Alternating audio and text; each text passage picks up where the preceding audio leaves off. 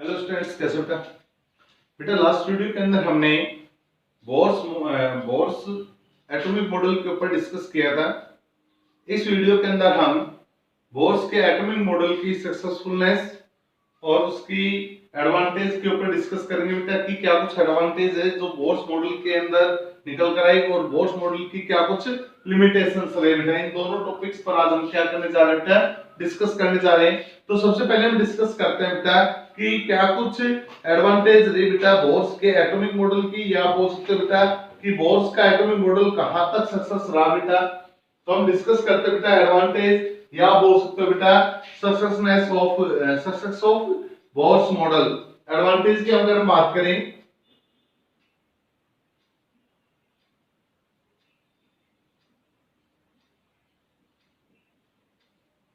Advantage या बोल सकते हो बेटा success of bourse atomic model.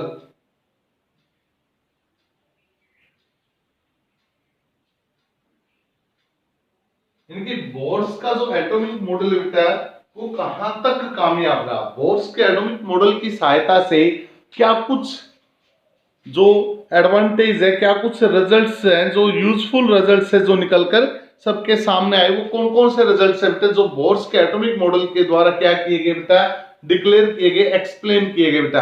तो इनमें से पहला रिजल्ट हम लिखते हैं बेटा कि जो आपका रदरफोर्ड का एटॉमिक मॉडल था बेटा, रदरफोर्ड ने क्या बोला था कि the atom is unstable. Atom कैसा होता है बेटा, अनस्टेबल होता है। रदरफोर्ड ने ये बात बोली थी बेटा कि एटम अनस्टेबल क्यों होता है, क्योंकि एटम की न्यूक्लियस के चारों तरफ इलेक्ट्रॉन क्या करता है बेटा, रिवॉल्व करता है। और जब इलेक्ट्रॉन न्यूक्लियस के चारों तरफ क्या करता है बेटा, रिवॉल्व करता है, तो रिवॉल्व करते समय वो अपनी एनर्जी को क्या करता है, लूज करता है।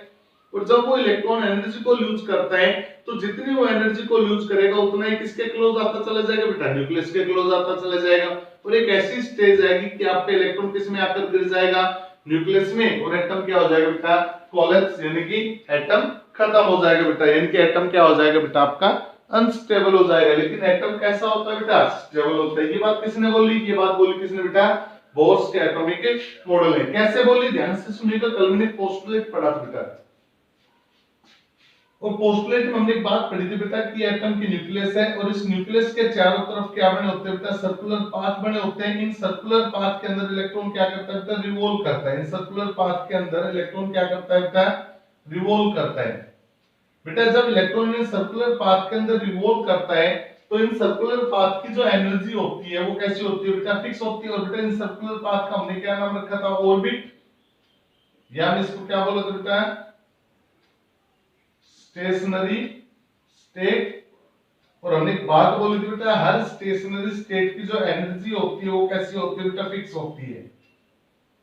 Energy is fixed. कैसे एनर्जी होती है बेटा, हर स्टेशनरी स्टेट की फिक्स एनर्जी होती है। तो इसका मतलब क्या बेटा कि अगर कोई इलेक्ट्रॉन इस एनर्जी लेवल में घूम रहा है, इसका नाम रख लेते हैं, ये आपका पहला एनर्जी लेवल, ये दूसरा एनर्जी लेवल, ये तीसरा एनर्जी लेवल, और ये कौन सा होगा बेटा, आपका चौथा एनर्जी लेवल। अगर आपका कोई भी इलेक्ट्रॉन पहले एनर्जी लेवल में घूम रहा है तो बेटा हमने कल एक बात बोली थी कि दूसरे एनर्जी लेवल के हर एनर्जी लेवल की एनर्जी क्या बेटा, फिक्स है। और एनर्जी को कैलकुलेट करने का कल हमने फार्मूला भी डिस्कस किया था बेटा।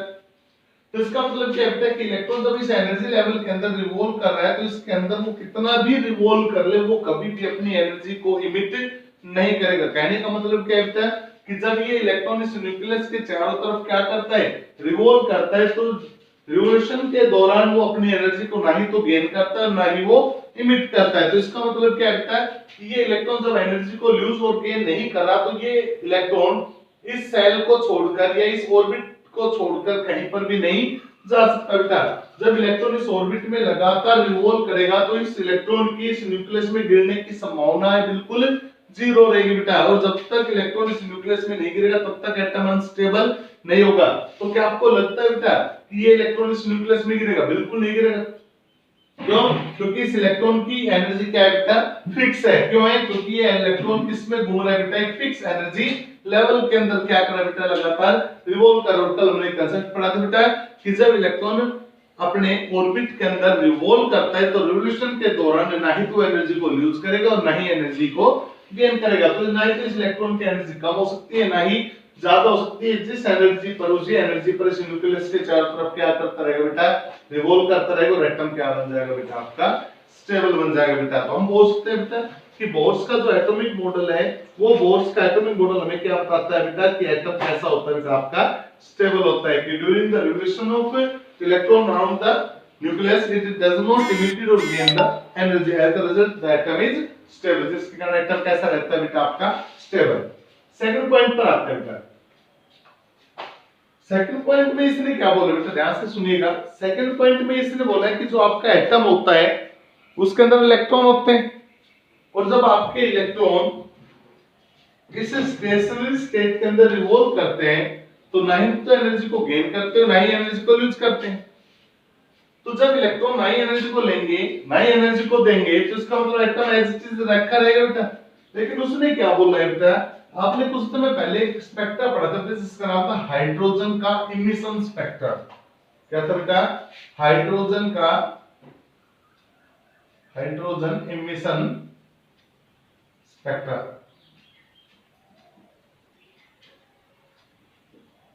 बात आती है कि हाइड्रोजन किस प्रकार से इमिशन स्पेक्ट्रा को शो करता है बेटा। How the hydrogen show the emission spectra, कि जो आपका हाइड्रोजन है ये इमिशन स्पेक्ट्रा को कैसे शो करता है बेटा। क्या वजह है कि हाइड्रोजन इमिशन स्पेक्ट्रा को शो करता है, तो बोर्स के एटॉमिक मॉडल के द्वारा हाइड्रोजन के इमिशन स्पेक्ट्रा को भी क्या किया गया बेटा, एक्सप्लेन किया गया। कैसे किया गया, ध्यान से सुनिएगा बेटा। अगर आपको थोड़ा सा अगर ध्यान हो तो आपने क्या पढ़ा था इमिशन स्पेक्ट्रा के अंदर, इमिशन स्पेक्ट्रा के अंदर आप क्या करते हो, किसी भी सब्सटेंस के उसके साल्ट को या तो फ्लेम ऑफ बर्नर के अंदर बर्न करते हो, गर्म करते हो, या किसी भी डिस्चार्ज ट्यूब के अंदर लो प्रेशर पर उसको क्या करते हो, इलेक्ट्रिकल स्पार्क करवाते हो।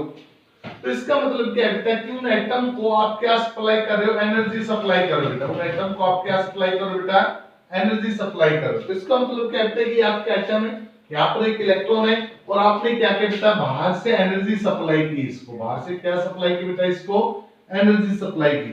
जब एटम को आपने बाहर से एनर्जी सप्लाई की तो वो एनर्जी इसके इलेक्ट्रॉनों को भी मिलेगी, और जब इलेक्ट्रॉनों को एनर्जी मिलेगी तो कल हमने पॉइंट बोला था बेटा कि ये इलेक्ट्रॉन इस ऑर्बिट में तब तक मूव करता रहेगा जब तक इसको बाहर से कोई एनर्जी ना मिले। जब आपने इसको बाहर से एनर्जी दी तो इस इलेक्ट्रॉन को क्या मिलेगी, एनर्जी मिलेगी। और जैसे इसको एनर्जी मिलेगी तो इलेक्ट्रॉन क्या करेगा बेटा, अपने ग्राउंड स्टेट को छोड़कर, ग्राउंड स्टेट के बारे में हमने क्या बोलते थे, ग्राउंड स्टेट किसी भी एटम की वो स्टेट होती है या किसी भी इलेक्ट्रॉन की वो स्टेट होती है जो उसकी कम से कम एनर्जी की स्टेट होती है बेटा। अगर आपके इलेक्ट्रॉन यहाँ पर है, जैसे उसको एनर्जी मिलेगी तो एनर्जी मिलती है वो इलेक्ट्रॉन क्या करेगा, हो सकता है वो 2 नंबर पे चला जाए, या हो सकता है वो 3 नंबर पे चला जाए, या हो सकता है वो कितने नंबर पे चला जाए बेटा, 4 नंबर पे चला जाए। अब जैसे इलेक्ट्रॉन अपनी स्टेट को छोड़कर, मान लो ये आपकी ग्राउंड स्टेट है बेटा, ये आपकी एक्साइटेड स्टेट हो गई, इस प्रकार से हमने बनाया था स्पेक्ट्रम। ये आपकी एक्साइटेड स्टेट, ये आपकी कौन सी स्टेट बेटा, ग्राउंड स्टेट है। बाकी ये सारे कौन है बेटा, आपकी एक्साइटेड स्टेट है। मैंने इस प्रकार से दिखा दिया हमने। यहाँ पर कोई आपका इलेक्ट्रॉन था, ये मैंने मान लिया n1 वो 1 हो गया बेटा, ये n2 हो गया बेटा, ये n=3 हो गया, ये n=4 हो गया, ये n=5 हो गई, ये n= कितना हो गया बेटा, आपका 6 हो गया। अब जैसे इस इलेक्ट्रॉन को क्या मिलेगी, एनर्जी मिलेगी, तो इस इलेक्ट्रॉन को एनर्जी मिलती है, इलेक्ट्रॉन क्या करेगा, अपने से हायर एनर्जी लेवल के अंदर क्या करेगा बेटा, जंप करेगा। तो आपका जो ग्राउंड स्टेट का इलेक्ट्रॉन वो कहां चला जाएगा बेटा, एक्साइटेड स्टेट के अंदर चला जाएगा। और हमने एक बात भी बोली बेटा कि एक्साइटेड स्टेट के अंदर जो इलेक्ट्रॉन वो कितने सेकंड के लिए रुकता है, एक्साइटेड स्टेट के अंदर इलेक्ट्रॉन 10⁻⁻⁸ सेकंड तक ही रुकता है। उसके बाद क्या होता है बेटा, इलेक्ट्रॉन अपनी ग्राउंड स्टेट के अंदर वापस आना स्टार्ट होता है। तो यहाँ पर जो इलेक्ट्रॉन था, मान लो वो जब करके कहां पे चला गया, यहाँ पे चला गया। अब यहाँ पर कितनी देर रुकेगा, इतनी सेकंड रुकेगा। इतनी सेकंड रुकने के बाद क्या करेगा, वापस ग्राउंड स्टेट के अंदर आएगा। लेकिन ये इलेक्ट्रॉन वापस ग्राउंड स्टेट के अंदर कब आएगा बेटा, मैंने एक बात बोली है कि हर लेवल की जो एनर्जी होती है वो कैसी होती है बेटा, फिक्स होती है। हर लेवल की जो एनर्जी होती है वो कैसी होती है, फिक्स होती है। इलेक्ट्रॉन आपका पहले लेवल पर था, सपोज करो पहले लेवल की एनर्जी आपकी थी 50 जूल। अब वो चला गया बेटा 6th लेवल पे, 6th लेवल की एनर्जी मान लो सपोज करोगे 300 जूल। तो ये जो इलेक्ट्रॉन है ये वापस कितने लेवल पर आएगा, 50 लेवल पर आएगा या नहीं आएगा, यानी कि अपने 50 एनर्जी लेवल पर वापस आएगा। तो जब ये 300 जूल से 50 जूल पर आएगा तो कितने एनर्जी, कम से कम 250 जूल एनर्जी को क्या करेगा बेटा, ये रिलीज करेगा। तो यहाँ पर क्या होगा बेटा कि जब आपका इलेक्ट्रॉन एक्साइटेड स्टेट से यानी कि हायर एनर्जी से लोअर एनर्जी पर आएगा तो जितनी एक्स्ट्रा एनर्जी उसको क्या करेगा, रिलीज करेगा। और जैसे ही उस एनर्जी को रिलीज करेगा तो वो एनर्जी किसके रूप में रिलीज की जाएगी बेटा, रेडिएशंस के रूप में। किसके रूप में रिलीज की जाएगी बेटा वो एनर्जी आपकी, रेडिएशंस के रूप में रिलीज की जाएगी। और हमें पता है बेटा हर रेडिएशंस की क्या होती है बेटा, एक फिक्स वेवलेंथ होती है। और फिक्स वेवलेंथ के कारण हमें क्या दिखाई देगा बेटा, स्पेक्ट्रम लाइंस दिखाई देगी। क्या दिखाई देगी बेटा, हमें स्पेक्ट्रम लाइंस दिखाई देगी, जो हमने कुछ इस प्रकार से पढ़ी थी बेटा। ये हमारे पास क्या थी बेटा, स्पेक्ट्रम लाइंस थी। स्पेक्ट्रल लाइंस हमें दिखाई देगी बेटा यहाँ से कि जैसे इलेक्ट्रॉन एनर्जी को रिलीज करेगा तो किसकी फॉर्म में करेगा बेटा, एक स्टेबल रेडिएशंस की फॉर्म में करेगा। और हर रेडिएशन की एनर्जी क्या होती है बेटा, फिक्स होती है। तो उसके द्वारा छोड़ दी गई एनर्जी को हम क्या कर लेंगे बेटा, कैलकुलेट कर लेंगे। अब बताइए सब कैसे कैलकुलेट कर लेंगे, तो ध्यान से सुनिएगा कैसे कैलकुलेट करेंगे। आपका जो इलेक्ट्रॉन है वो ग्राउंड स्टेट 1 पे था और हमने मान लिया बेटा पहले ग्राउंड स्टेट की एनर्जी कितनी है, E1 है। दूसरे ग्राउंड स्टेट की एनर्जी कितनी है, E2 है। थर्ड लेवल की एनर्जी कितनी है, E3 है। फोर्थ की एनर्जी कितनी है, E4 है। फिफ्थ की एनर्जी कितनी है बेटा, E5 होगी। सिक्स्थ की एनर्जी कितनी है बेटा, E6 होगी। आपका इलेक्ट्रॉन 1 लेवल से जंप करके कहां पे चला गया बेटा, 6 लेवल पे चला गया। अब हम कैसे कंफर्म करें भाई कि 6 लेवल पे गया है तो उसने कितने एनर्जी को एब्जॉर्ब किया है, और जितने एनर्जी को एब्जॉर्ब किया उतने एनर्जी को क्या करेगा, वो इमिट भी करेगा। तो how can we calculate the how much amount of energy is emitted और एब्जॉर्ब। हम कैसे कंफर्म करें बेटा कि इसने कितने अमाउंट में एनर्जी को इमिट करना है या एब्जॉर्ब करना है। तो हम कैसे कैलकुलेट करेंगे बेटा, हम यहां से क्या करेंगे बेटा, चेंज इन एनर्जी निकालेंगे। क्या निकालेंगे बेटा, यहां से हम चेंज इन एनर्जी, यानी कि कितनी एनर्जी को इसने एब्जॉर्ब किया है तो उसको हम क्या लिखते हैं बेटा, E इज इक्वल टू, कैसे निकाली जाएगी बेटा, वो निकाली जाएगी E final minus E initial. यानी कि फाइनल एनर्जी में से इनिशियल एनर्जी को क्या कर दो, सबट्रैक्ट कर दो। फाइनल एनर्जी जहां पर वो पहुंच चुका है उस लेवल की एनर्जी में से जहां से गया है वो उसकी इनिशियल एनर्जी, उसको क्या कर दो बेटा, सबट्रैक्ट कर दो। तो यहां से हम कैलकुलेट करते हैं कि उसने कितने एनर्जी को एब्जॉर्ब किया, E इक्वल टू फाइनल मान लो 6 लेवल पे गए वो, तो क्या हो जाएगी बेटा, E6 की एनर्जी। कहां से गया, पहले लेवल से गया, तो क्या हो जाएगी बेटा, E1 की एनर्जी। ये तो आ गई बेटा हमारे पास कि उसने कितनी एनर्जी को क्या किया है, एब्जॉर्ब किया है। अब हमने क्या बोला बेटा कि यहां से हमें क्या मिलेगा, इमिशन स्पेक्ट्रा मिलेगा। स्पेक्ट्रा को मिलेगा जब हमें वेवलेंथ नोन होगी।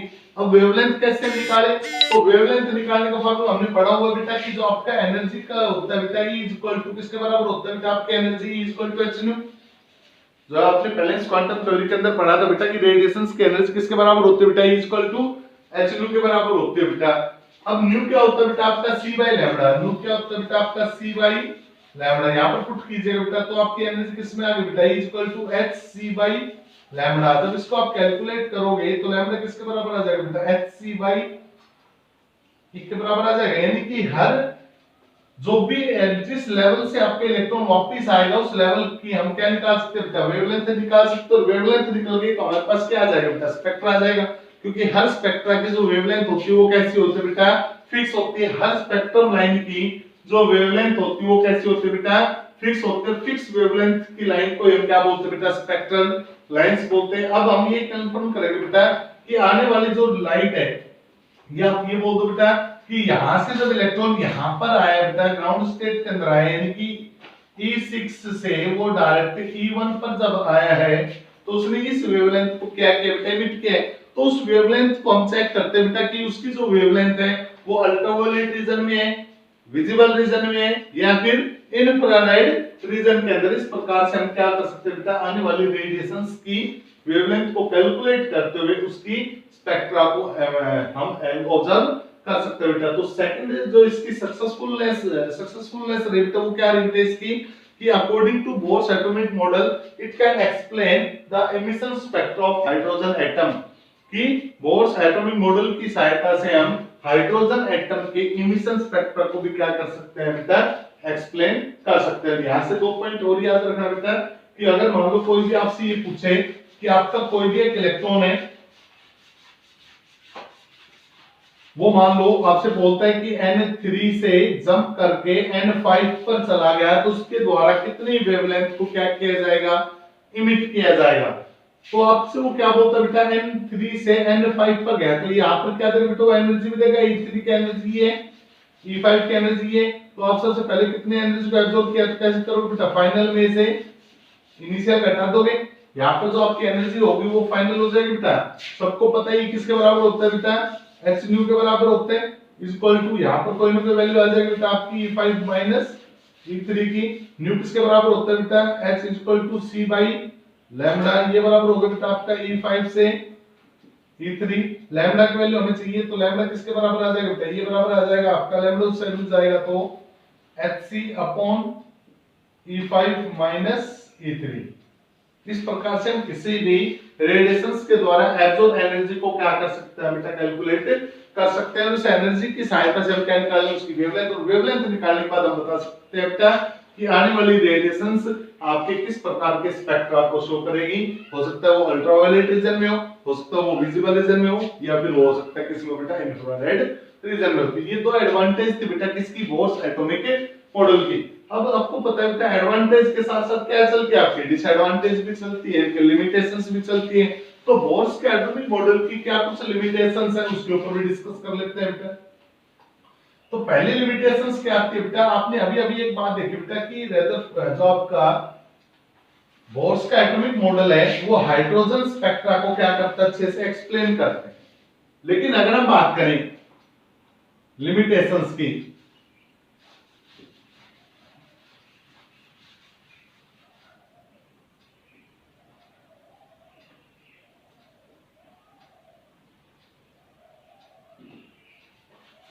तो पहली लिमिटेशंस आती है बेटा, तो पहले एडवांटेज क्या है बेटा, इट कैन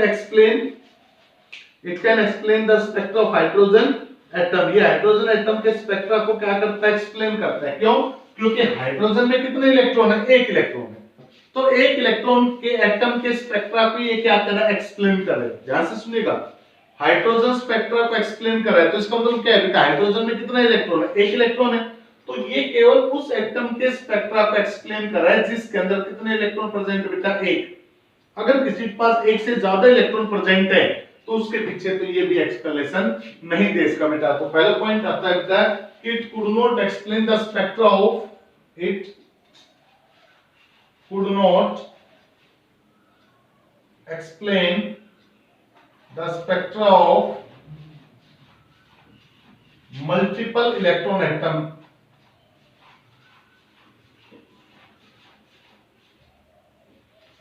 बेटे ये उस एटम के स्पेक्ट्रा को एक्सप्लेन नहीं कर सका जिसके पास क्या प्रेजेंट है, मल्टीपल इलेक्ट्रॉन, यानी कि एक से अधिक इलेक्ट्रॉन प्रेजेंट है। अब बात आती है सर क्यों, कब, वजह क्या है, क्यों नहीं एक्सप्लेन कर सका। ध्यान से सुनिए बेटा, बेटा आपने हाइड्रोजन स्पेक्ट्रा पढ़ा, हाइड्रोजन स्पेक्ट्रम में कितने इलेक्ट्रॉन है, एक। उस एक इलेक्ट्रॉन के कारण काफी स्पेक्ट्रम लाइंस आई थी बेटा, काफी हद तक क्या है बेटा आपके पास स्पेक्ट्रल लाइंस आई थी केवल एक इलेक्ट्रॉन के कारण। अगर इलेक्ट्रॉन एक से ज्यादा हो जाए तो स्पेक्ट्रल लाइंस भी क्या हो जाएगी बेटा, हाइड्रोजन से बहुत ज्यादा हो जाएगी, और ज्यादा इलेक्ट्रॉन हो जाएंगे तो और ज्यादा स्पेक्ट्रल लाइंस हो जाएगी। और इन सभी स्पेक्ट्रल लाइंस को ऑब्जर्व करना कैसा था बेटा, इम्पॉसिबल था। इसलिए बोर्स का जो एटॉमिक मॉडल है ये मल्टीपल इलेक्ट्रॉन्स के एटम के स्पेक्ट्रा को एक्सप्लेन नहीं कर सकता। सेकंड पॉइंट पर आते हैं बेटे, ये आपकी स्पेक्ट्रल लाइंस है, इस प्रकार से आपने स्पेक्ट्रल लाइंस पढ़ी थी। इस प्रकार मैंने क्या किया बेटा, स्पेक्ट्रल लाइंस पर एक बार यहां पर क्या लगाया, नॉर्थ पोल लगाया, और एक बार क्या लगाया बेटा, साउथ। यानी कि हमने क्या अप्लाई किया बेटा, एक बार हमने इस पर अप्लाई किया मैग्नेटिक फील्ड, और फिर मैं क्या करता हूं बेटा, इस मैग्नेटिक फील्ड को हटाकर यहां पर क्या अप्लाई कर देता हूं बेटा, इलेक्ट्रिक फील्ड। क्या अप्लाई कर देता हूं बेटा, सेकंड पॉइंट में मैंने क्या अप्लाई किया बेटा, यहां पर इलेक्ट्रिक। यानी कि जो आपके स्पेक्ट्रम लाइंस आ रही है बेटा, उन स्पेक्ट्रम लाइंस के ऊपर हमने क्या किया बेटा, मैग्नेटिक फील्ड और इलेक्ट्रिक फील्ड लगाया। क्या होगा, तो जो स्पेक्ट्रम लाइंस आपकी आ रही है बेटा, जैसे वो इस फील्ड में आएगी तो इस फील्ड में आने के बाद वो क्या होगी, यहां से स्प्लिट अप हो जाएगी। क्या हो जाएगी बेटा, यहां से वो स्प्लिट अप हो जाएगी। स्प्लिट अप होने का मतलब क्या हो सकता है, वो इनमें से किसी भी एक डायरेक्शन के अंदर क्या हो जाए बेटा, मूव कर जाए, या हो सकता है बेटा कि वो अपनी डायमेंशन को कंप्लीटली क्या कर ले बेटा, चेंज कर ले। कहने का मतलब जो आपके स्पेक्ट्रल लाइंस सीधी आ रही बेटा, वो सीधी आने की बजाय क्या होगा बेटा, इधर या इधर किसी न किसी डायरेक्शन में हो सकता है वापस क्या हो जाए, चली जाए। तो इसको हम क्या बोलते हैं बेटा, स्प्लिट अप बोलते हैं। क्या बोलते हैं बेटा, इसे हम स्प्लिट अप बोलते हैं। तो हमने क्या लगाया, मैग्नेटिक फील्ड लगाया, तो भी ये स्पेक्ट्रल लाइंस क्या होगी, स्प्लिट अप होगी। इलेक्ट्रिक फील्ड लगाया तो भी क्या होगी, स्प्लिट अप होगी।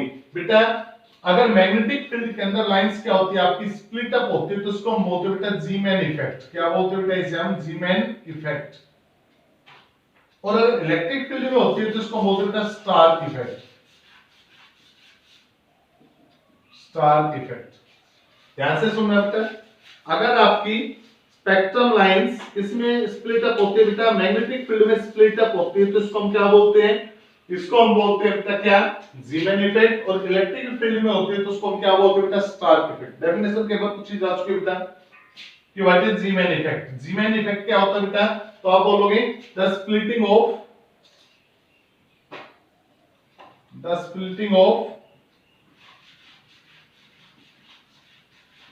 spectral lines, the splitting of spectral lines in the presence of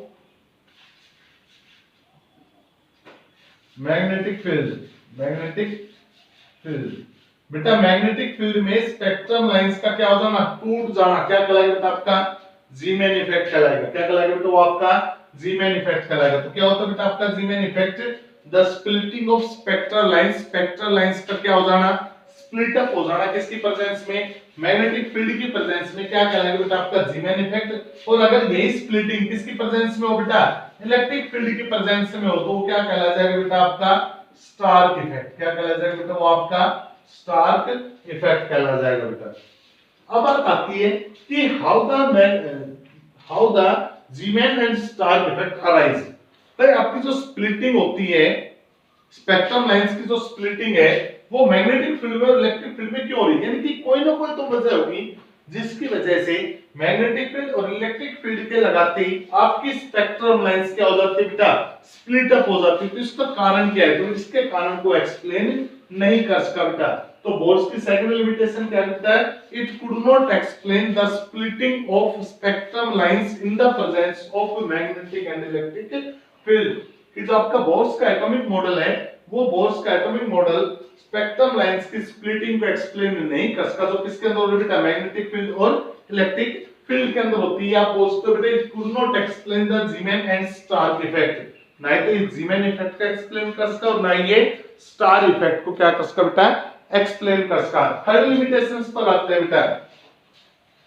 third limitation की अगर हम बात करें तो it could not explain the three dimensional model of atom.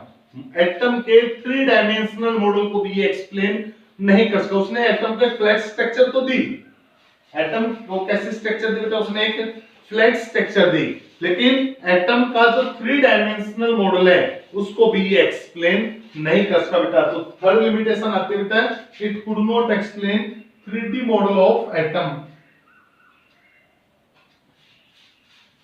Atom के थ्री डायमेंशनल मॉडल को भी एक्सप्लेन नहीं कर सका बेटा। नेक्स्ट आता है बेटा, it could not explain the shape of molecule. जब ये एटम की शेप को नहीं बता सका तो किसकी शेप को? मॉलिक्यूल की शेप को तो बिल्कुल नहीं बता पाएगा बेटा। तो थर्ड आता है बेटा, फोर्थ आता है, it could not explain the shape of molecule. Shape of molecule की शेप को भी एक्सप्लेन नहीं कर सकता।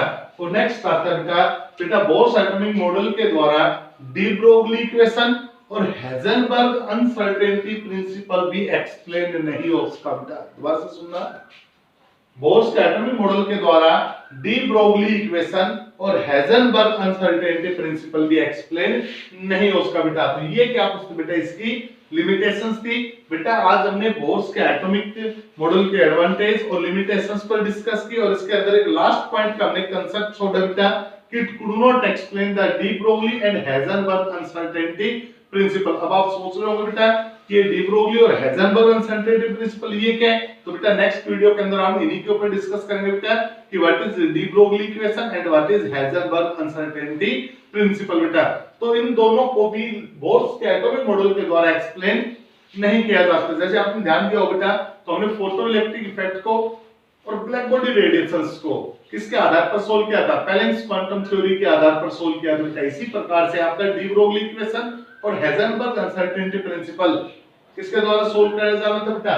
बोर्स के एटॉमिक मॉडल के द्वारा सोल्व किया जाना था, लेकिन बोर्स के द्वारा उनको एक्सप्लेन नहीं किया बेटा। तो नेक्स्ट वीडियो के अंदर हम डिस्कस करेंगे बेटा अपना एक तो डी ब्रोगली इक्वेशन और उसके साथ साथ हम बात करेंगे बेटा हेजनबर्ग अनसर्टेनिटी प्रिंसिपल। इन दोनों के द्वारा एटम के ड्यूल नेचर के ऊपर बात की गई, यानी कि एटम का ड्यूल का मतलब क्या होता है बेटा? डबल नेचर, यानी कि atom behave like as a wave as well as a particle. कि एटम वेव की तरह भी काम करता है और पार्टिकल की तरह भी काम करते हैं। ये किसने एक्सप्लेन किया था बेटा? ये एक्सप्लेन किया था डी ब्रोगली और हाइजेनबर्ग अनसर्टेनिटी के द्वारा। तो नेक्स्ट वीडियो के अंदर हम डिस्कस करेंगे बेटा हाइजेनबर्ग अनसर्टेनिटी और डी ब्रोगली इक्वेशन। तो इस वीडियो के अंदर इतना ही। Thank you.